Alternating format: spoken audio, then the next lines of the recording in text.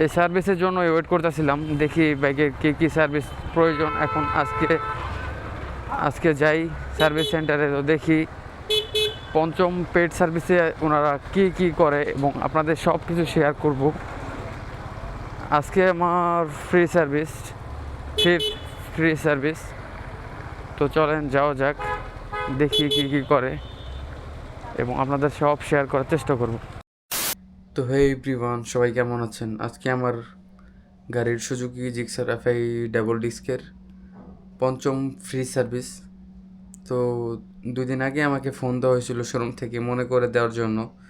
তো অনেকে service date মনে রাখে না, মনে থাকে না, অনেকের ব্যস্ত থাকে, তো এই জন্য তারা উপরে এটা লিখে দেয়।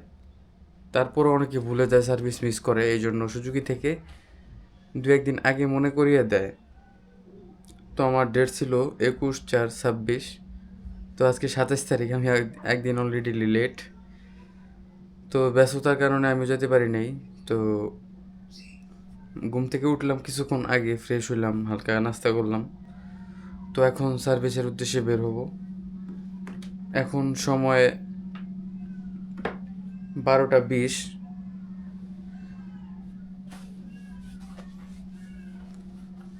তো দেখি রাস্তার অবস্থা খারাপ। গতকাল রাতে অনেক বৃষ্টি হয়েছে। 12টা 30 এখন সময়। তো এখন বের হব। আর গাড়িতে অকটেনও বেশি নাই। তো এখান থেকে সার্ভিস করার পর যদি হাতে টাইম বাঁচে, তারপর অকটেনের সিরিয়ালে যাব। অকটেন নিয়ে তারপর বাসায় আসতে হবে। তো চলেন এখানে আর কথা না বাড়াই, ডিরেক্ট মোটর ব্লগে যাই আর দেখি রাস্তার অবস্থা কেমন। এই হচ্ছে বাসার সামনের অবস্থা। ছোটোখাটো একটা স্পিড বোট না হইলে হয় না এই রোডে।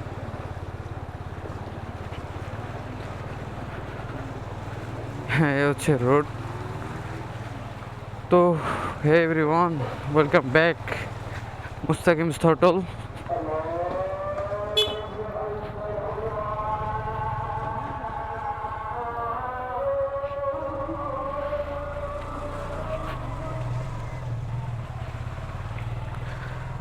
এই হচ্ছে রোডের অবস্থা, দেখতেই পারতেছেন।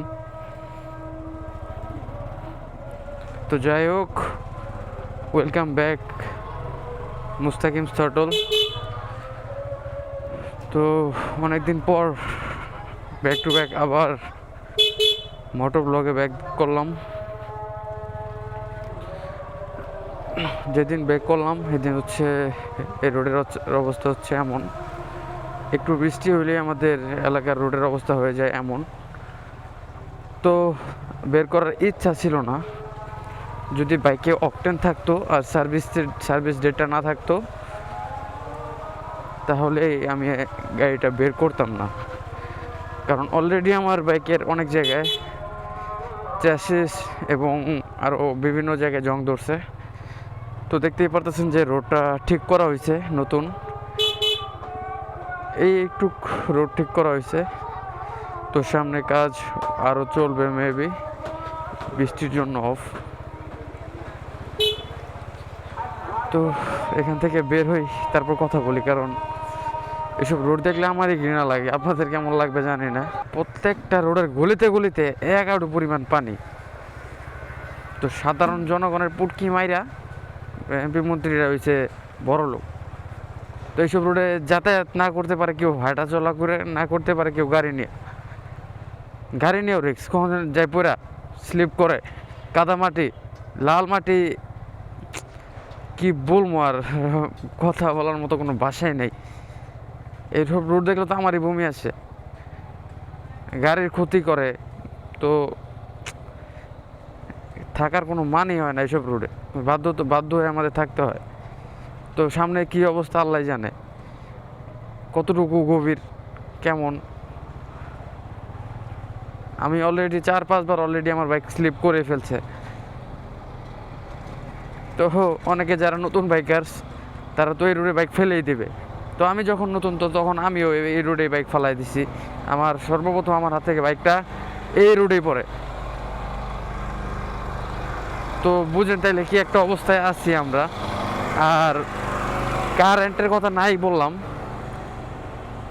এটা হয়ে গেছে হোমিও ওষুধের মতো।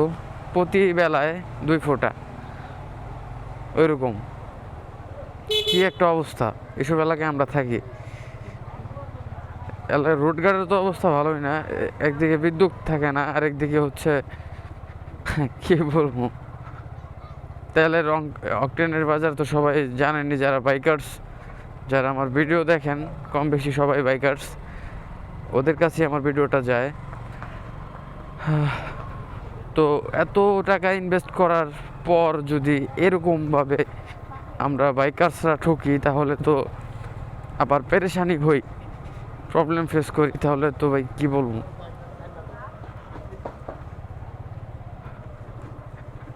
পোর পিপল ইনকাম বাড়লে খরচ বাড়ায়, রিচ পিপল ইনকাম বাড়লে ইনভেস্টমেন্ট বাড়ায়। এই জায়গায় হচ্ছে আমাদের ভুল। আমরা পোর পিপল ইনকাম বাড়ছিল, আমরা ইনভেস্টমেন্ট বাড়ায় ফেলছি, এই খরচ বাড়ায় ফেলছি। এই যে 2.5 লাখ টাকার যন্ত্রটা কিনছি, এখন এটা তো খাইতেই আছে, রোডঘাটের অবস্থা খারাপ, এই জন্য আরও খাইতেছে। এই যে আজকে সার্ভিস ডেট, আবার যাচ্ছি সার্ভিস দিতে, কি খরচ হবে আল্লাহ জানে। দ্যাটস দ্য রিজন, বুঝছেন। আমরা পোর পিপল ইনকাম বাড়লেই খরচ বাড়াই, দেখছেন অবস্থা, আল্লাহ গাড়ি তো ডুবেই গেছে। আমরা পোর পিপল ইনকাম বাড়লে খরচ বাড়াই, আর যারা স্মার্ট রিচ পিপল তারা ইনকাম বাড়লে ইনভেস্টমেন্ট বাড়ায়।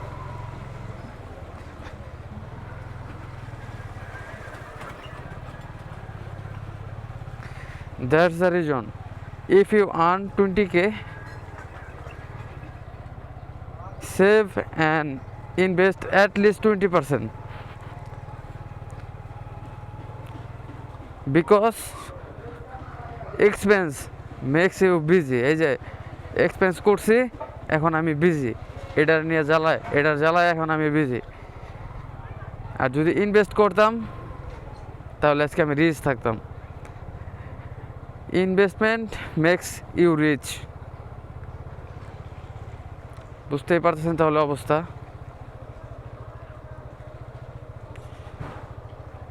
That's the difference.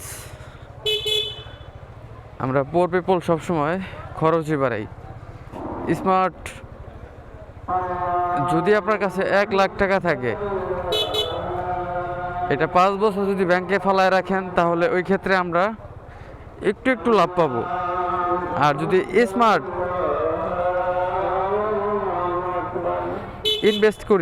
ইনভেস্ট করি, তাহলে সেই ক্ষেত্রে আমাদের টাকাটা ডাবলও হয়ে যেতে পারে।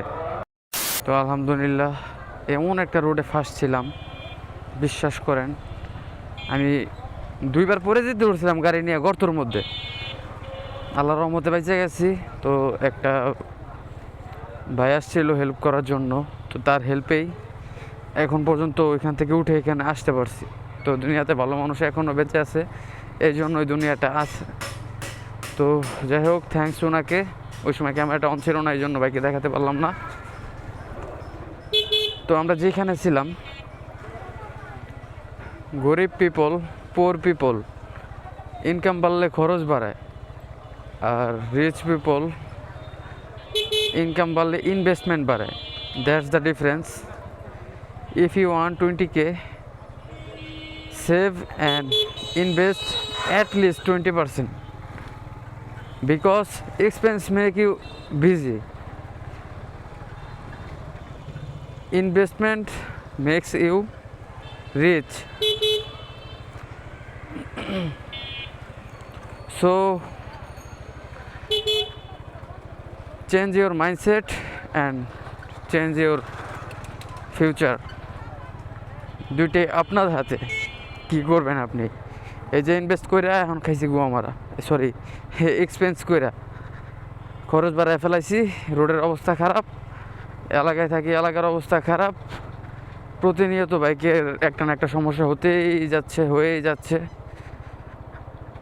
এই অবস্থাতে জানি না কতদিন বাইক নিয়ে সারভাইভ করতে পারবো। এলাকার রোডের অবস্থা তো দেখলেন, এক হাঁটু পানি, প্রত্যেকটা রোড পার হইলেই 1 হাঁটু পরিমাণ পানি। এই পানির কারণে বাইকে ধরে জং, ভাঙ্গা রাস্তার কারণে বিভিন্ন নাট পার্টস লুজ হয়, নষ্ট হয়। কালার নষ্ট হয়ে যায়, জং ধরে, বিভিন্ন ধরনের সমস্যা হয়। এভাবে চলছে জীবন। আর অকটেনের সংকট তো বললামই না, টাকা দিয়ে অকটেন নেই, তারপরও কত কথা শুনতে হয়, কত ধরনের ভোগান্তি সহ্য করতে হয়, কত রাত জ্যামে পড়ে থাকতে হয়।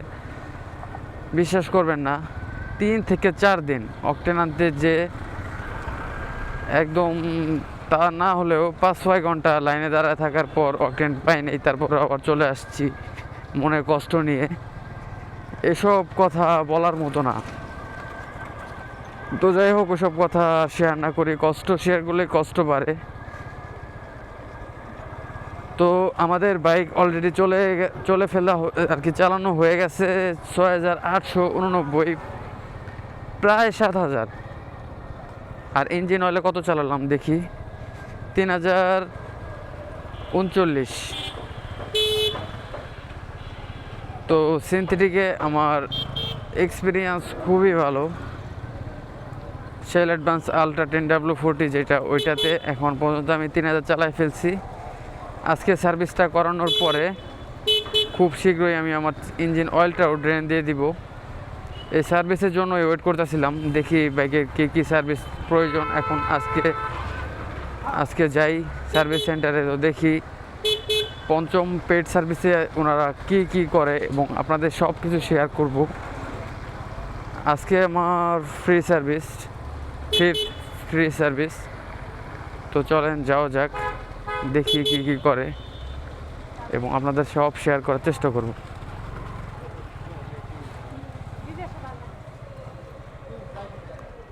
উড়াই দিলাম গাড়ি। তো সার্ভিস সেন্টারের অবস্থা একদম ফাঁকা। অকটেন সংকটের কারণে অনেকে বাইক বের করে না।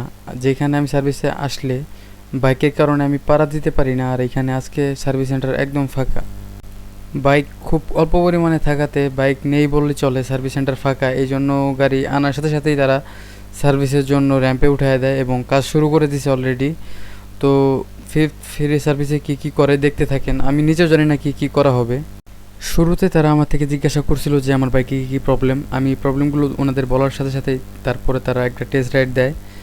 তারপর এসে বলল যে টেপেট অ্যাডজাস্ট করতে হবে, তারপর আরও ব্যাক চ্যাসিস বুশ চলে গেছে, নষ্ট হয়ে গেছে, আরও এভরিথিং যা দরকার সব কিছুই করে দেবে তারা।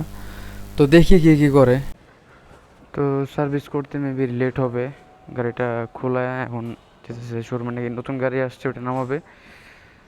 তো যাই উপরে বসার ভালো ব্যবস্থা আছে, ওটাতে বসি, রেস্ট নেই, ফোন চালাই, দেখি কয়টা বাজে সার্ভিস শেষ হতে।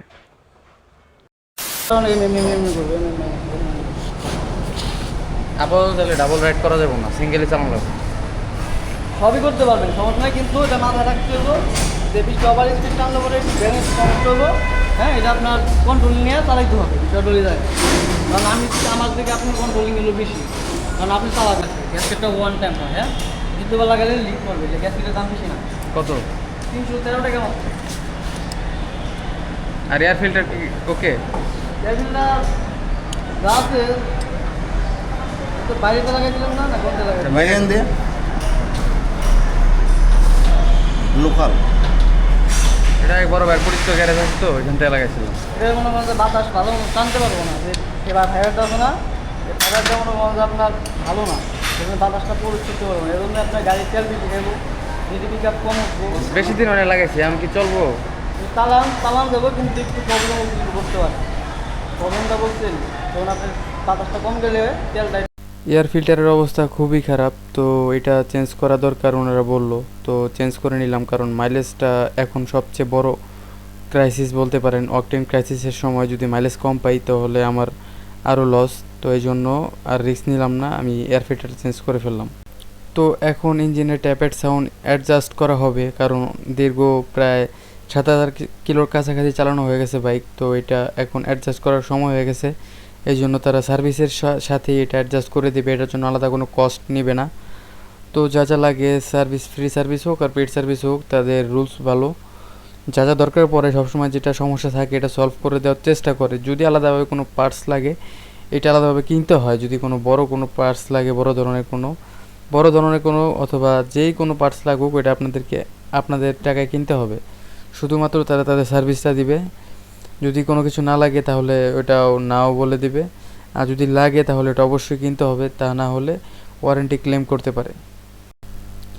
যে কেউ দিয়ে তার বাইকের ইঞ্জিন খোলাতে চায় না, তো দক্ষ লোকজন এবং দক্ষ মেকার দিয়েই সবসময় চেষ্টা করবেন ইঞ্জিন খোলানোর। তো আমি আমার বাইকের ফার্স্ট টাইম এই ট্যাপিট অ্যাডজাস্ট করানোর জন্য ইঞ্জিনের হেডটা খোলানো হলো। এটা অফিসিয়াল সার্ভিস সেন্টারেই করলাম, বাইরে কোথাও এর আগে কখনো খোলা হয় না, ট্যাপিট অ্যাডজাস্টও করা হয় না।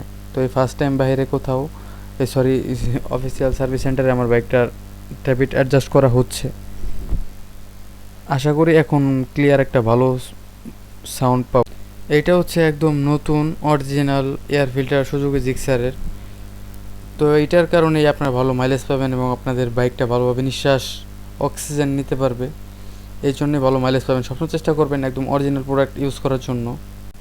সার্ভিস 1, 2, 3, 4 সার্ভিস যেগুলো করানো হয়েছে ওগুলোর মতনই, শুধু 5, 6 নাম্বার এর উপরে যেগুলো করা হবে এগুলো একটু ইঞ্জিন সাইডগুলো দেখা হয়, ট্যাপিট অ্যাডজাস্ট করে দেওয়া হয়, আরও বিভিন্ন ধরনের চ্যাসিস নাট বুশ এগুলা বেয়ারিং ট্যারিং সব চেক করা হয় ভালোভাবে।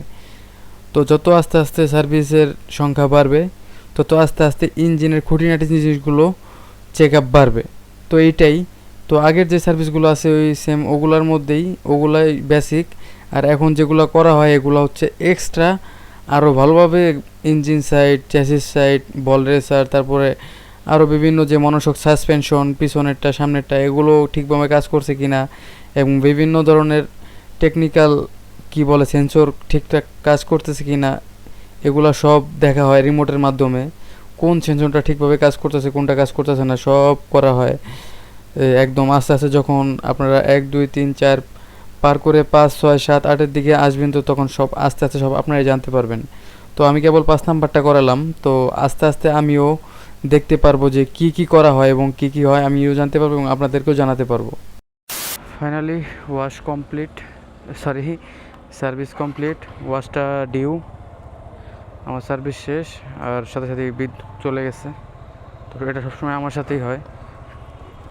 তো এখন দেখা যাক অকটেন পাই কিনা। এখন আমার টার্গেট হচ্ছে অকটেন, যে কোনো মূল্যে অকটেনটা দরকার। তো দেখি সামনে আনার পাম্প, এটাই না পাইলে ডাইরেক্ট আনার পাম্পে যায় গাড়ির সিরিয়ালে লাগাই রাখতে হবে। 4টা অলরেডি বাজে, অকটেন দেওয়া মেবি শুরু করে দিচ্ছে, তো জানি না অকটেন পাবো কিনা। আর গাড়িতে অনেক টাকারই প্রায় জরিমানা লাগলো। তো আপনারা দেখতেই পারলেন যে কী করলাম। এখন আমি আপনাদেরকে বলি যে সামনে কী কাজ আছে। পিছনে যে back chassis Bush roller bearing এই সেট পুরাটাই চেঞ্জ করা লাগবে। এখানে দিয়ে অকটেন সিন্ডিকেট চলতেছে, অকটেন ডিজেল এগুলো নামাইতেছে এখানে। ভালোই, আমরা বাইকার অকটেন পাই না, আর একদম গাড়ি থামাই লাইছে। তো যেখানে ছিলাম আমার সামনে যে জরিমানাগুলো খাবো আমি আপনাদেরকে লিস্টে বলি। আজকে চেঞ্জ করলাম শুধু এয়ার ফিল্টার, আর ইঞ্জিনের ট্যাপিটটা লুজ হয়ে গেছিলো, এটা অ্যাডজাস্ট করলাম, এই জন্য একটা গ্যাসকেট কিনা লাগছে। আর এয়ার ফিল্টার এই দুইটা সহ বিল আসছে 830 টাকা। আর ফ্রি সার্ভিস তো ফ্রি। আর সামনে ইঞ্জিন অয়েল চেঞ্জ করতে হবে, তারপর ব্যাক চ্যাসিস বুশ চেঞ্জ করতে হবে, আর পিছনের ব্রেক প্যাড, এইগুলো হচ্ছে আমার নেক্সট ইনভেস্ট।